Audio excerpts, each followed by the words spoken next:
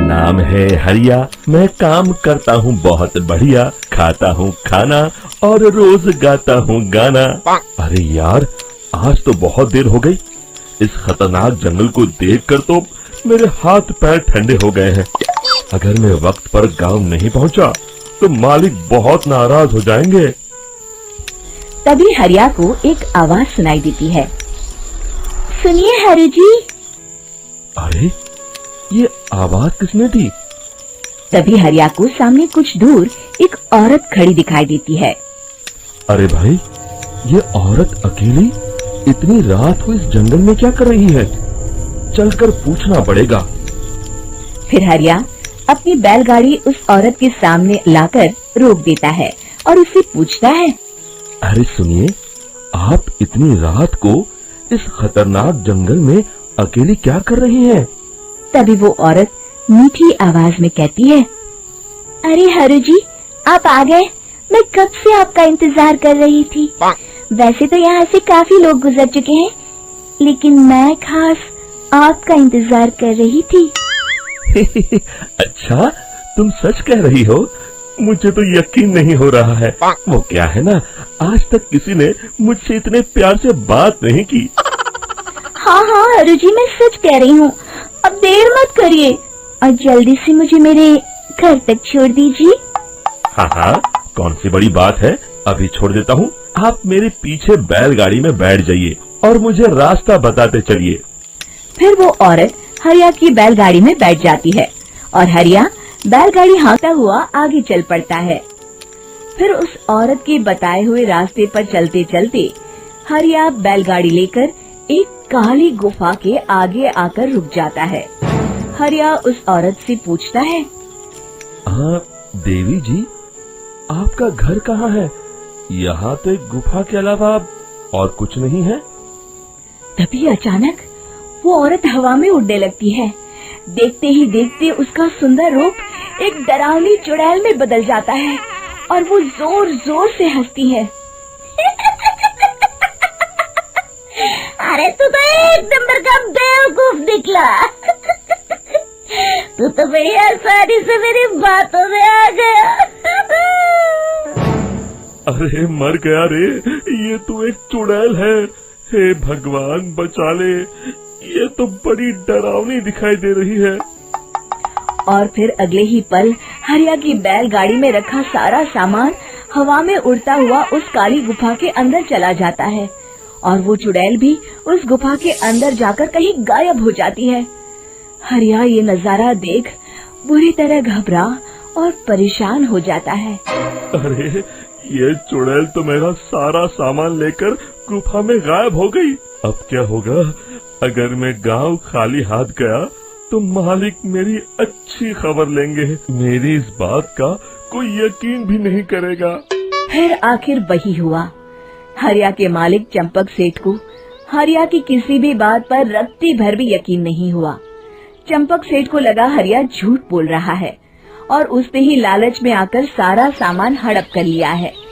फिर हरिया को बेईमान समझकर चंपक सेठ उसे काम से निकाल देता है। अगले दिन अपनी दुकान में परेशान बैठा चंपक सेठ गुस्से में बड़बड़ाता है। अरे, दुकान में तो सामान बिल्कुल भी नहीं है। अब मुझे ही शहर जाकर सामान लाना होगा। फिर वो अपनी बैलगाड़ी लेकर शहर चला जाता है। शहर से सामान लेकर जब चंपक सेठ वापस गांव लौट रहा होता है, तभी उसे एक आवाज सुनाई देती है। चंपक जी, ओ चंपक जी। अरे, ये तो कोई मेरा नाम लेकर मुझे पुकार रहा है। फिर उस रास्ते में वही औरत खड़ी दिखाई देती है। फिर क्या था, हरिया की तरह चंपक सेठ भी उस औरत के पास अपनी बैलगाड़ी लेकर जाता है और वो भी उसकी चिकनी चुपड़ी बातों के मुंह जाल में फंस जाता है। फिर चुड़ैल उसे भी अपनी गुफा तक ले जाती है और उसका सारा सामान लेकर गुफा में गायब हो जाती है। बेचारा चंपक सेठ लाचार होकर खाली हाथ गांव लौट आता है। फिर ये उस जंगल में रोज की बात हो जाती है। जो कोई भी शहर से कुछ लेकर गांव की तरफ लौटता, वो चुड़ैल उसे बेवकूफ बनाकर उसका सारा सामान लेकर गुफा में गायब हो जाती। एक दिन हरिया एक लकड़हारे को उसी जंगल की तरफ जाते हुए देखता है। फिर हरिया उसे रोकते हुए कहता है, अरे भाई, क्यों अपनी मौत को दावत दे रहे हो? मेरी बात मानो, आगे जंगल में मत जाओ, वहाँ एक बड़ी भयानक चुड़ैल रहती है। लकड़हारा हरिया की बातों को नजरअंदाज करते हुए कहता है, अरे भाई, मुझे पहले ही बहुत देर हो चुकी है, मुझे जाने दो भाई। शाम तक लकड़ियाँ काट कर शहर के बाजार में बेचना है।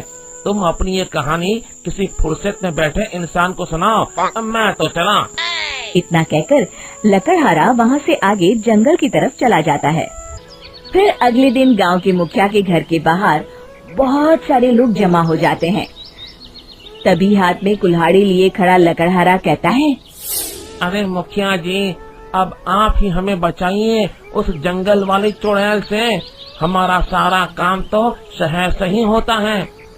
अरे मुखिया जी, उस चुड़ैल की वजह से तो मैं पूरी तरह बर्बाद हो गया हूँ। हम सबको मिलकर उस चुड़ैल का कोई इलाज करना पड़ेगा। तभी भीड़ में खड़ा बीरा कहता है, आप लोग चिंता मत करिए, कल से वो चुड़ैल किसी को नहीं लूट पाएगी। मेरे पास एक बहुत अच्छी तरकीब है। तभी चंपक सेठ उसका मजाक उड़ाते हुए कहता है, अरे तेरा नाम वीरा है तो क्या हुआ? तूने अभी उस चुड़ैल को देखा नहीं है? जाकर अपना काम कर, बड़ा आया।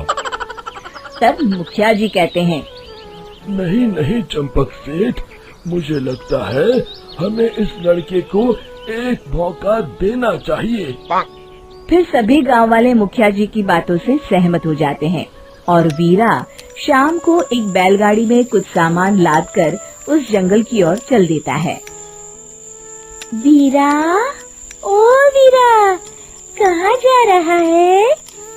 तभी वीरा मुड़ के देखता है, वही चुड़ैल एक औरत के रूप में खड़ी है। अरे बहन जी, मैं आपको ही ढूंढ रहा था। देखिए, मैं आपके लिए क्या लाया हूँ। अरे वाह, तो खुद मेरे लिए इतना सामान लाया है।